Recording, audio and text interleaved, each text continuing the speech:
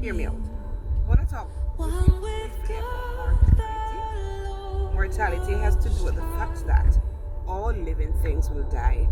That is, I will die, we will die at some point. Humans, we have limitations, and life is fragile. So we want to look at we don't like to have a conversation, we want to think about it. We want to think like storybooks. We're going to live forever and ever. It doesn't work like that. We're going to bite the dust one day. And there is a saying or a way that persons that we leave behind, the persons who would have died, would have left behind, they're called loved ones.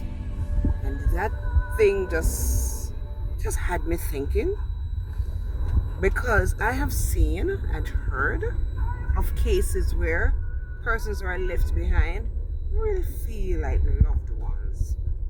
You might experience it or know somebody who would have. So if we want to leave behind loved ones when it is our time to exit the globe, then there are some things that we need to be cognizant of. There are some things that we need to be doing in the now to leave behind loved ones. Now, when we're gone and they have to scrape for money to bury us, they don't feel like loved ones. So we could begin to look at things, probably do insurance or go to the credit union and get that nice plan. We can put ourselves on and them, for a very small amount monthly.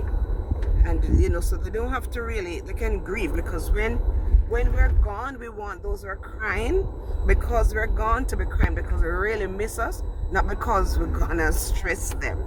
We want them to grieve, grieve in real grieve, not burden and crying because they don't know where this all come from and look away. We don't want to leave them with debt, so we're gonna deal with the things that we owe and the bills that we have. We want to deal with them in the now or have a plan to deal with them. We want to also leave them with something a little bit more, or much more if we can afford to do so, much more than what the burial package is going to cost. So we don't want them to just bury us and they suffer. We want them to be able to start life, invest some of what we're going to leave behind, or fill a gap so they don't suffer. Since they're going to be grieving, I always think of my family being able to go away from the crowd. People put out and say my family like privacy and stuff.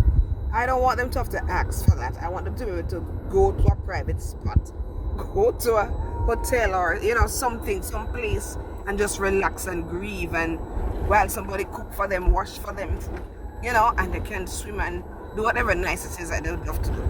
So when I'm gone, I really want my people to feel like they're loved ones, and I want your people to feel that way too. And I want the people who probably leave you to make you feel that way. So what I'm saying, my people here on my page, whatever we call it over here, begin to work on leaving behind loved ones.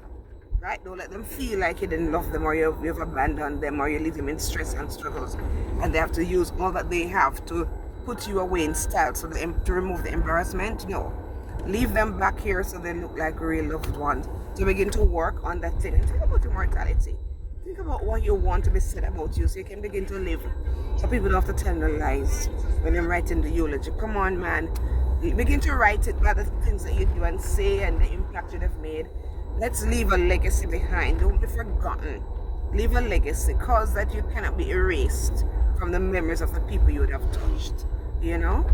So yeah, mortality is a very important thing, because guess what? It's a reality for every one of us. So think on these things.